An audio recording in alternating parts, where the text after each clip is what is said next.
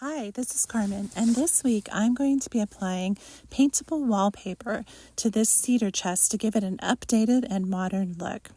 So first of all, I have never used this product before, and it does not come with an adhesive backing.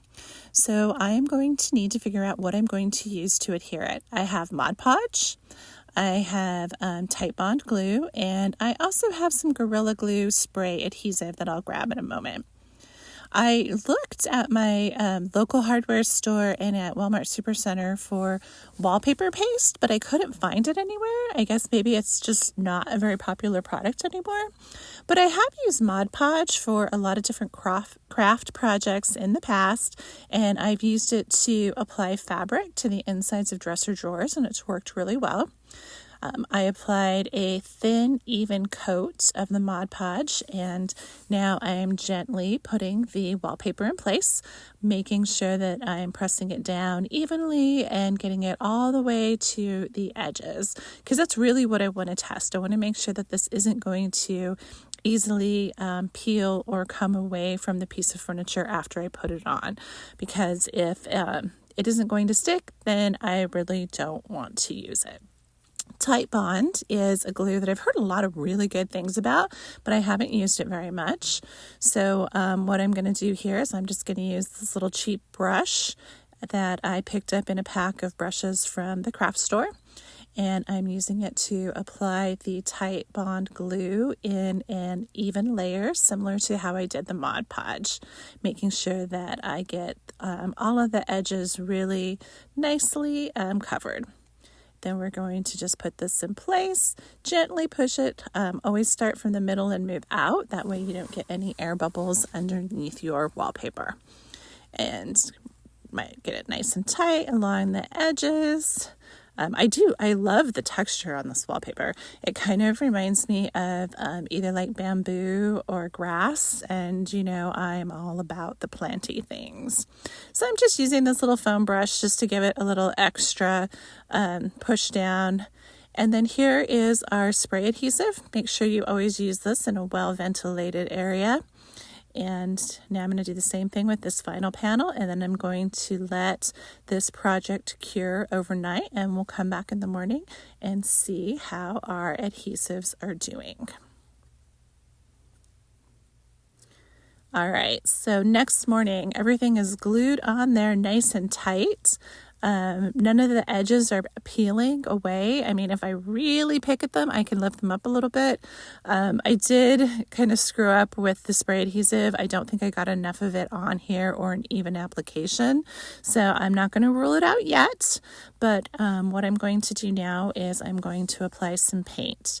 Given that I have never used paintable wallpaper before, I want to test it before I put it on a piece of furniture.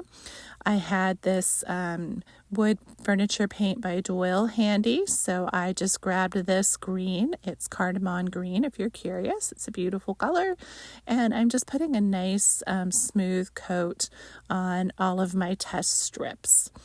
And then I'm going to let this probably sit for about a week so I can really test the durability and get an idea of which product's going to be the best. Now it's time to clean and start working on our cedar chest. It's been sitting outside for a few weeks, and some cicadas have used it to get rid of their exoskeletons. Isn't that fun? I find these things all over my backyard.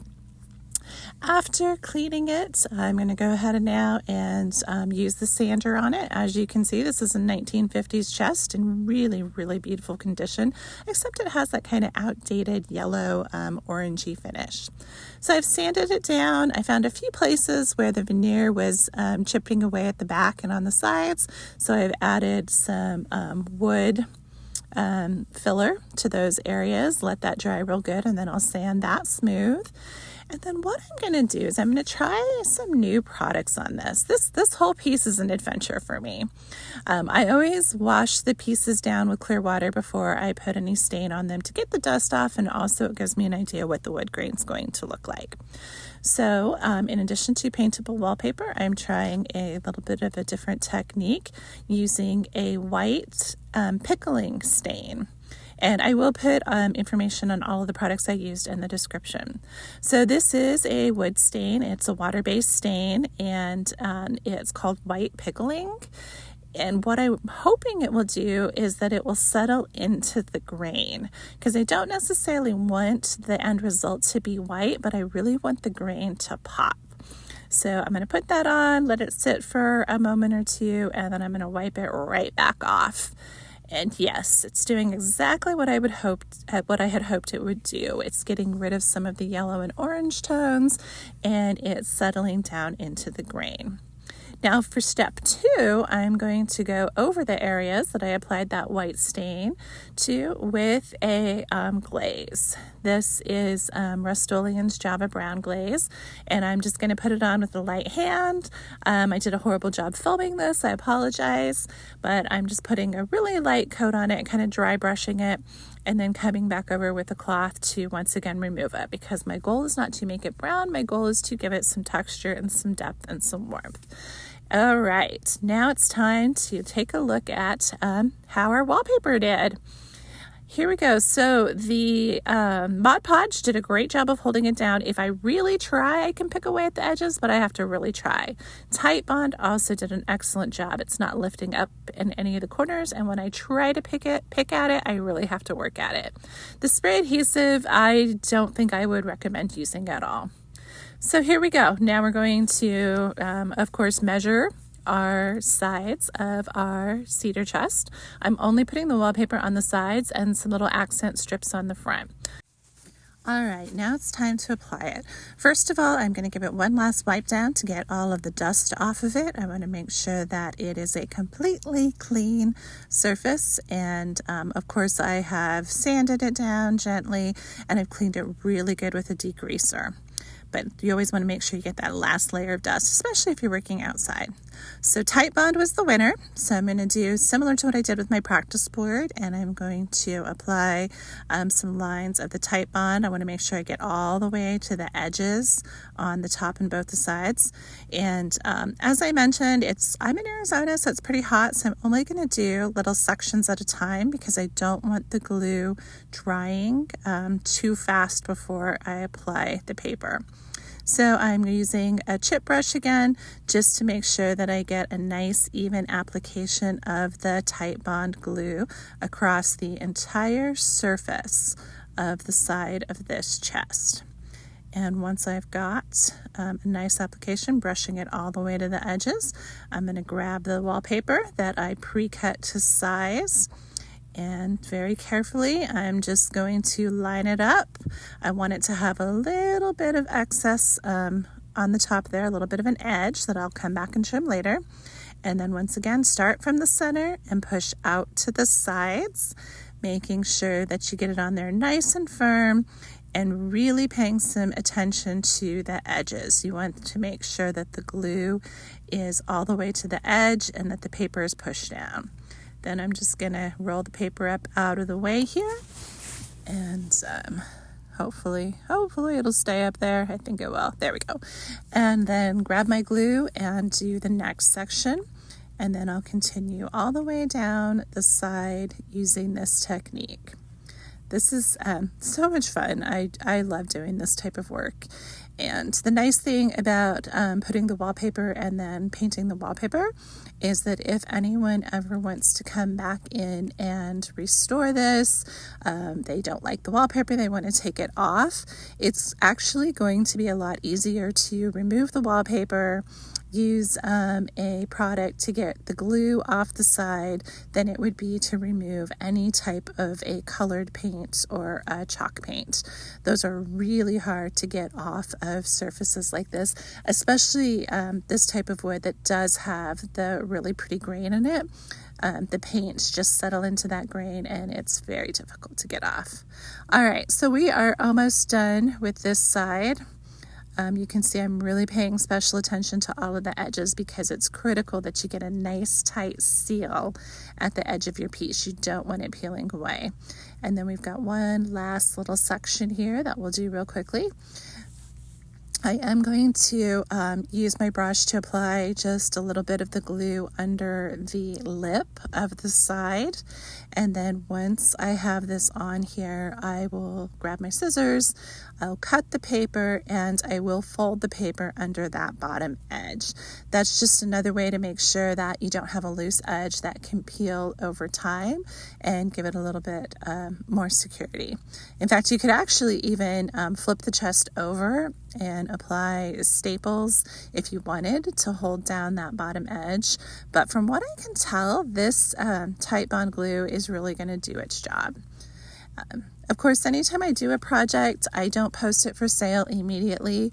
I always let the piece cure anywhere from a week to a month before I put it up for sale.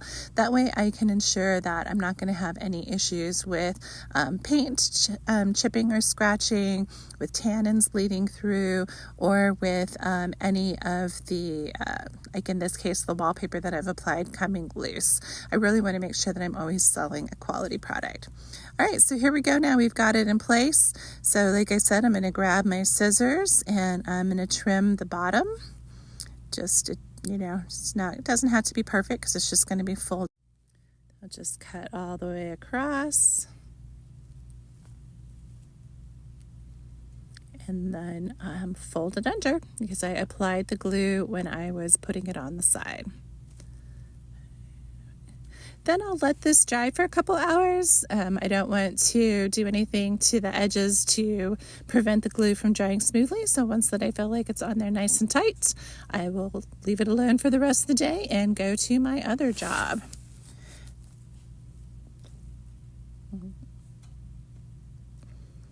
All right, now as I said, I'm going to do a little bit of accent on the front. I really hope that you guys like this. I'm using the same exact technique. I'm using the Titebond covering the entire area that I plan on putting the wallpaper. And I will add a little bit of wood trim at the edges of the wallpaper for the front for a couple reasons. One, I think it's going to give it a finished look, and two, it makes sure that there isn't a loose edge that could get bumped and come loose, or, you know, that a kid could pick at or something like that. I'm also going to add a little tiny piece of wood trim where the front and the side meet for the same reason. That way I don't have an open edge. Just another way of making sure that the work that I'm doing will last for many years to come. Same technique here. Start from the middle, push it down nice and smooth. Make sure that you get your tops and your sides and your bottoms all really nice and firmly pressed up against it. Trim with your scissors and then fold it underneath for a nice fit. I am already really loving the way this looks, and I haven't even painted it yet. I think the creamy white of the wallpaper really looks good against the white and glaze that I put on the wood. All right, I'm going to do the same thing now to the other side of the chest. I will apply a little piece of paneling on the front and do the side. Okay, next day, we're going to come in here now. We're going to trim away the excess wallpaper. I have my little craft knife that I keep nice and sharp, and I'm just going to slide this down the edge there. Perfect. So satisfying. I'll grab my scissors and remove that. All right, I forgot to film the painting, but I did go in and I did paint the wallpaper with some Dixie Belle paint in the color drop cloth, and it just gave it a little bit more of a creamy tone instead of the white. You can see I applied little pieces of wood trim, and now I'm putting on my polyacrylic top coat for durability. I decided to use a matte top coat for this project because I think the wood is just beautiful on its own. So we'll go ahead and top coat all of it. I like to do at least 3 layers of top coat on the top of any dresser or project like this. I do a very light sanding in between the layers with either like 400 grit sandpaper, or I'll even use like brown paper bag, or the brown paper that you get when you order things off of Amazon that they use for packing. That acts as a really fine grit sandpaper and does a wonderful job of smoothing away any just little imperfections in your paint job or your top coat and giving it a really buttery, soft finish. I'm using little sponges that I get at Dollar Tree to apply it, and I'll do the same thing here to the front and the sides. I love these little sponges. You can get a pack. I think it has like 5 or 6 of them for $1.25 at Dollar Tree. And I like the green part, keeps it from slipping and sliding around in my hand so I don't drop it. And the sponge, I found that to be the best way to get a smooth finish with polyacrylic. I know some people like using brushes, some people like using sponges. I've even heard of people putting like nylon hose or like pantyhose over a sponge. I haven't tried that one yet, but maybe I'll give it a try in one of my future videos. And I'm doing this on a nice day where there's no breezes, so I'm not worried about dust or other things blowing into my polyacrylic.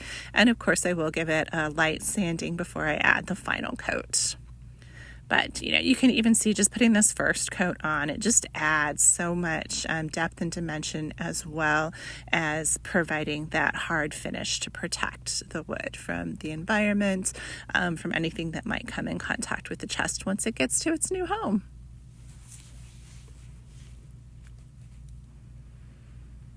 And then finishing touch, it is an authentic piece, so it does have that green felt lining, which is in really good shape. But I just happen to have these little scraps of fabric sitting around, and I thought they would look pretty in there. However, I am not going to adhere them to the chest. What I'm going to do is I'm going to use some poster board, cover the poster board with the fabric, and then you've got these cute little inserts. I do this sometimes with dressers when I don't want to stick wallpaper or fabric to the drawer. This gives the buyer options where they can keep them in there, or if they like the green or they want to do something different, they can. But cool, I love it. And of course, it's a cute little planty fabric. All right, so here's where we started, and here is where we are today. What do you think? Do you like this transformation? Do you want to see more projects with this paintable textured wallpaper? I'm hoping that this lovely cedar chest will find a new home and be loved for many, many more years. Please give me a like and subscribe to my channel. I try to do one project a week. I'll usually put out a short on Saturday as a preview, and then I'll do the long form with a few more details every Tuesday. And I'm Carmen with Painted and Planted, and it's been fun spending time with you today and taking you along as I tried something new. Have a wonderful day.